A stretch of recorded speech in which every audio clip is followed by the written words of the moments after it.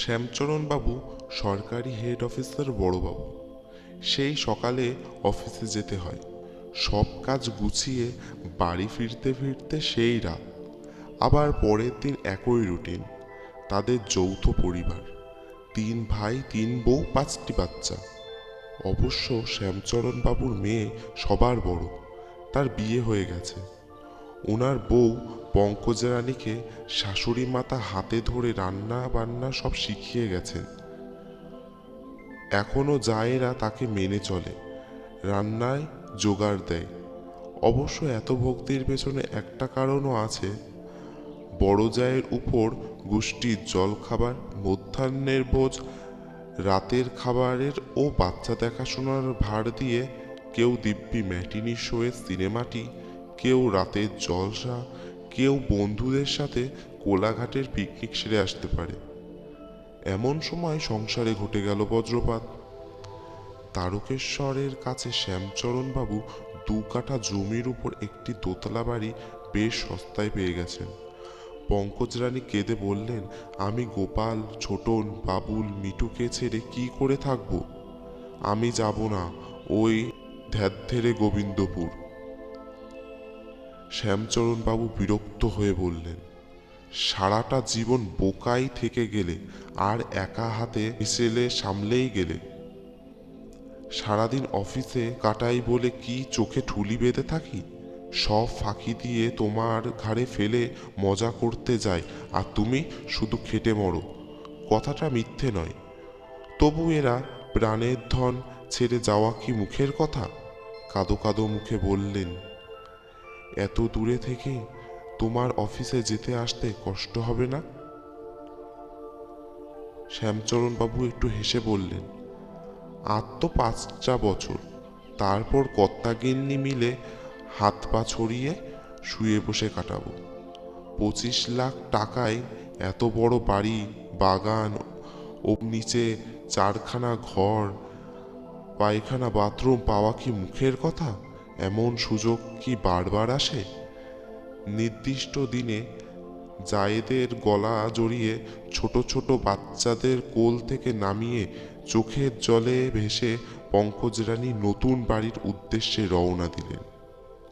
ছোট যা কেঁদে বলল, বড়দি, চলে গেলেও এই ঘর তোমারই থাকবে, যখন মন চাইবে চলে আসবে। বড় যা হাউ হাউ করে কেঁদে বললেন, কি পাষাণ বুকে বেঁধে যে তোমাদের ছেড়ে যাচ্ছি তা আমিই জানি। গোপাল, ছোটন, বাবুল, মিঠে যেন বকাঝকা করিস না, আমি জানতে পারলে বুক ফেটে যাবে। নতুন বাড়িতে পা দিয়ে পঙ্কজ রানী দেখলেন বাড়িটা মন্দ নয়, তবে একেবারে তেপান্তরের মাঠের ওপর। 2-1টা ঘর আছে বটে, তবে বেশ দূরে, বাজার হাট ও কাছাকাছি নয়। সামনে বাগান আছে। কয়েকদিনের মধ্যেই পঙ্কজ রানী লেবু, লঙ্কা, পেঁপের চারা লাগাতে তারা বেশ তাড়াতাড়ি বেড়ে উঠতে লাগলো। অফিসটা যা একটু দূর হয়ে গেছে। শ্যামচরণ বাবু সেই ভোর 6টার সময় বাড়ি থেকে বেরিয়ে যান, ফিরতে ফিরতে 9:30 10টা বেজে যায়। যাক, আর তো কটা বছর। এদিকে পঙ্কজ রানীর আর সময় কাটে না। স্বামী চলে যাওয়ার খানিক বাদে রান্নাবান্না সব কমপ্লিট। স্নান, পুজো আর খাওয়াতে আর কতক্ষণই বা লাগে। একা একা ফাঁকা বাড়িতে যেন আর সময় কাটতে চায় না। ঠিক দুপুরবেলা মারে ঠেলা। দুপুরবেলা কোনোদিন নবকল্লোলের পৃষ্ঠা উল্টাতে উল্টাতে ক্লান্ত হয়ে ভাবেন, বাচ্চাগুলো ঠিকমতো খেয়ে স্কুলে যাচ্ছে তো? মিনুর হাতের কাজের পরীক্ষার আসনটা অর্ধেক সেলাই করে দিয়ে এসেছেন, বাকিটা কি সেলাই করতে পারলো মেয়েটা? ছোটনের পেটের সমস্যা, একটু মাগুর শিঙি মাছের ঝোল করে দিচ্ছে তো ওর গতরকুড়ে মাটা? বাবুলের মাফলারটা তৈরি করা হলো না, এবার খানিকটা উল আনতে বলতে হবে কর্তাকে। গোপালকে ব্যঙ্গমা ব্যঙ্গমীর গল্পটা পুরো বলা হয়নি। সদর দরজার কাছে একজন মহিলাকে দেখতে পেলে পঙ্কজ রানী হেসে এড়িয়ে যান। এসো না ভাই, ভেতরে এসো। কি বলবে ভেতরে এসে বলো। মহিলাটি তবু ভেতরে ঢোকে না, সদরে দাঁড়িয়ে প্রশ্ন করে, আপনারা এই বাড়িটা কিনলেন? হ্যাঁ ভাই, বাড়িটি মালকিন সদর্পণে ঘোষণা করেন। এই বাড়িটায় আগে যারা থাকতেন তারা কেউ হন? না ভাই, আমার কর্তা অফিসের বন্ধুর মাধ্যমে যোগাযোগ করেছিলেন। আগে যারা থাকতো তার বউটা মরে গেছে। ওমা, তাই নাকি? কি করে? ঠিক জানি না। অনেক ডাক্তার ওঝা দেখিয়েছিল, লোকে বলে ভয়ে মরে গেছে। তারপর লোকটাও চলে গেল। মহিলাটি বলে চলে গেল, আর দাঁড়ালো না। মহিলাটি চলে যেতে পঙ্কজ রানী ভাবতে বসলেন, ভয় পেয়ে মরে যাওয়ার মতো এখানে তো তিনি কিছুই দেখতে পাননি। শ্যামচরণ বাবু রাতে শুনে বিরক্ত হলেন। এই সব অঞ্চলের লোকেদের খুব হিংসে হয় জানি। নতুন বাড়ি কিনেছি বলে সহ্য হচ্ছে না, উল্টো পাল্টা কথা ছড়াচ্ছে, বুঝলে?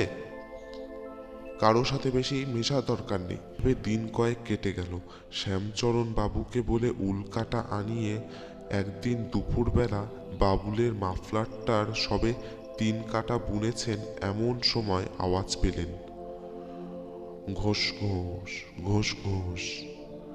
পঙ্কজ রানী চারদিকে তাকালেন, কই কাউকে তো দেখতে পাচ্ছেন না, কিন্তু আওয়াজটা থেমে থেমে হয়ে চলেছে। কোনো মানুষ বা বড় কোনো প্রাণীর গলার আওয়াজ বলে মনে হচ্ছে, কিন্তু চোখে দেখতে পাচ্ছেন না। আস্তে আস্তে খাট থেকে নেমে সব ঘরে ঢুকলেন, কোথাও কাউকে দেখতে পেলেন না, কেউ নেই। কয়েক মাস ধরে ভয়ে পঙ্কজ রানী শ্যামচরণ বাবুর কাছে কিছু বললেন না। একদিন কর্তা আবিষ্কার করলেন গিন্নির হাত কাঁপছে, মুখ উদ্ভ্রান্তের মতো হয়ে গেছে, কেমন যেন শুকিয়ে যাচ্ছে। কি হলো গো তোমার? কেমন যেন শুকিয়ে যাচ্ছ বলে মনে হচ্ছে। গিন্নি সব কথা বলে কাতরভাবে বললেন, আমাকে যত তাড়াতাড়ি পারো এই বাড়ি থেকে নিয়ে চলো। এই বাড়িতে ভূত আছে। আমি পুরনো বাড়িতে ফিরে যেতে চাই। শ্যামচরণ বাবু বড় আশা করে এই বাড়িটা কিনেছিলেন, কিন্তু গিন্নির আকুল আবেদনে শেষ পর্যন্ত বাড়িটা 18 লাখ টাকায় বিক্রি করে দিতে বাধ্য হলেন। বাড়িটা কিনলেন একজন আর্কিটেক্ট ইঞ্জিনিয়ার। বাড়িতে এসে বাস করতে শুরু করলেন তিনি আর তার সুন্দরী মডার্ন বউ। একদিন দুপুরে সুন্দরী বউয়েরও কানে এলো সেই বিকট শব্দ, ঘোষ ঘোষ ঘোষ ঘোষ।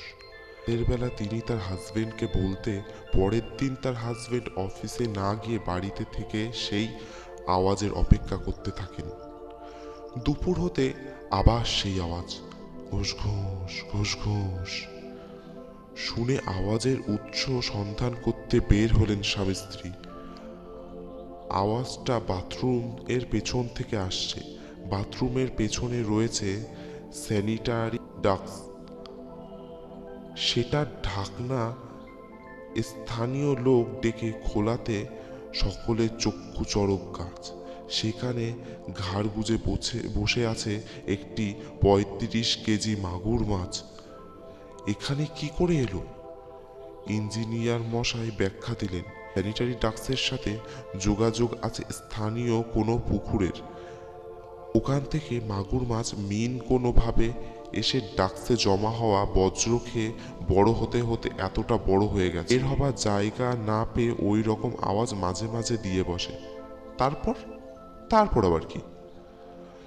সবাই মিলে ভাগাভাগি করে 35 কিলো মাগুর মাছ কেটে মাগুরের ঝোল ঝাল কালিয়া রেঁধে খাওয়া হয়ে গেল।